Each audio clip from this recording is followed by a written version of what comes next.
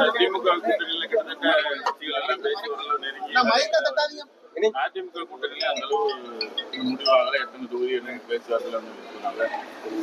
அதிமுக கூட்டணி என்பது தமிழ்நாட்டில் பொருந்தாத கூட்டணி, இயற்கைக்கு எதிரான கூட்டணி. நாங்க ஆரம்பத்திலிருந்தே சொல்லிட்டு வரோம்.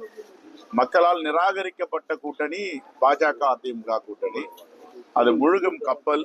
அது தெரியாமல் சில பேர் ஏறிவிட்டார்கள். இப்பொழுது இறங்குவதற்கும் வாய்ப்பு இருக்கிறது. இந்தியா கூட்டணி என்பது திராவிட முன்னேற்ற கழகத்தின் தலைமையில் இருப்பது வலிமையான வலுவான கூட்டணி. இந்த கூட்டணி என்பது தமிழ்நாட்டு மக்களை தலை நிமிர செய்வதற்கான கூட்டணி. என்டிஏ கூட்டணி என்பது தமிழ்நாட்டு மக்களை தலைகுனிய செய்கின்ற கூட்டணி. தமிழ்நாட்டுடைய உரிமைகள் எல்லாம் மோடி அவர்களும் அமித்ஷா அவர்களும் எங்கெங்கெல்லாம் கையொப்பமிட சொல்லுகிறார்களோ அங்கெல்லாம் கையொப்பமிட்டு தாரை வார்த்து தமிழ்நாட்டை தலைகுனிய வைத்தவர்கள் ஏற்கனவே மீண்டும் மீண்டும் தலைகுனிய வைக்க பார்க்கிறார்கள். தேர்தலுக்கு பிறகு அதிமுக என்ற ஒரு கட்சி இருக்குமா அல்லது அந்த கட்சி பாஜக விழுங்குமா என்ற செய்தி தான் பரபரப்பாக பேசப்படுகிறது. பீகாரிலே முதலமைச்சராக இருந்த நிதிஷ்குமாரை இறக்கிவிட்டு அவரை மாநிலங்களவை அவை உறுப்பினராக அனுப்பியிருக்கிறார்கள். அங்கே பாஜக முதலமைச்சர் ஆக்கப்படுகிறார் என்ற செய்தியும் வந்து கொண்டிருக்கின்றன. இப்போ அதே போன்று தமிழ்நாட்டில் அதிமுகவை கபலீகரம் செய்வதற்கான திட்டங்களை நம்முடைய மோடி அவர்களும் அமித்ஷா அவர்களும் பாஜகவும் செய்து கொண்டிருக்கிறது. ஏமாந்து போனது அதிமுக. எதற்காக ஏமாந்தார்கள் என்று எங்களுக்கு தெரியாது. ஆனால் தமிழ்நாட்டுடைய உரிமைகளை தாரை வார்த்து கொடுப்பது எந்த விதத்தில் நியாயம்?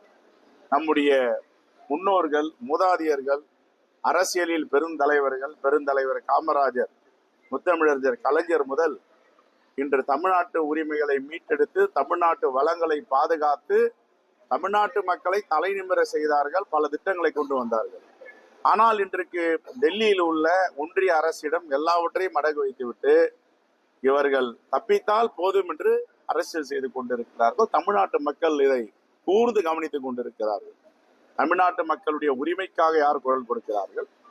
தமிழ்நாட்டு மக்களுடைய உரிமைகளை டெல்லியிடம் யார் அடகு வைக்கிறார்கள் என்பதையெல்லாம் நன்றாக புரிந்து வைத்திருக்கின்ற தமிழ்நாடு மக்கள் இந்த தேர்தலில மிகப்பெரிய படிப்பினையை கொடுக்க போகிறார்கள்.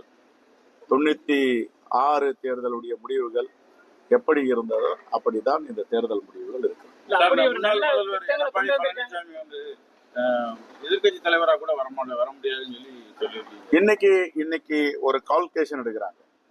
அந்த கால்குலேஷன்ல என்ன சொல்றதுன்னா, ஒரு ஸ்ட்ராட்டஜிஸ் ரிப்போர்ட் பாஜகவுடன் சேர்ந்ததால், பாஜகவுடன் அவர்கள் இணைந்திருப்பதால், பாஜக சொல்வதை கேட்பதால் தமிழ்நாட்டு மக்கள் அந்த கட்சியை புறந்தள்ளி விட்டார்கள். தேர்தலுக்கு பிறகு தெரியும் யார் எதிர்கட்சி தலைவர். அப்படி பல திட்டங்களை இந்த அரசு செஞ்சிருக்குன்னா நீங்க எதுக்கு அந்த கூட்டணியில இவ்வளவு பேரம் பேசுறீங்க? சீட்டுக்கு மீண்டும் இந்த ஆட்சி அமையணும் இதே கூட்டணி உங்க கட்சியிலேயே பாருங்க. எல்லோருக்கும் அவருடைய கருத்துரிமைகளை பேசியிருக்காரு. எல்லாருக்கும் ஒரு கருத்து இருக்கு. ஆனா முடிவெடுப்பது யாரு? எங்க அகில இந்திய தலைமை. நான் ஆரம்பத்துல சொல்றேன், என்ன பேசினாலும் அவங்க கருத்துரிமை அகில இந்திய தலைமை ஒரு நல்ல முடிவு எடுப்பாங்க. அவங்க என்ன முடிவு எடுக்கிறாங்களோ அதுக்கு நாங்கள் எல்லோரும் கட்டுப்பட்டவர்கள். முடிவெடுத்திருக்கிறார்கள். எத்தனை தொகுதி, மாநிலங்களவை உறுப்பினர், எப்படி தேர்தலை எதிர்கொள்வது, தேர்தல் சுற்றுப்பயணங்கள் எல்லாத்தையும் நாங்கள் இப்போ வகுத்து கொண்டிருக்கோம். ஆகையால ஒரு முடிவுக்கு வந்துருச்சு. எங்க தலைமை, அகில இந்திய தலைமை, தலைவர் ராகுல் காந்தி, அன்னை சோனியா காந்தி, தலைவர் மல்லிகார்ஜுன கார்கே வழிகாட்டுதலை நாங்கள் இயங்கிக் கொண்டிருக்கிறோம். இதில் எந்த பிணக்கும் இல்லை, இணக்கமாக இருக்கிறோம்.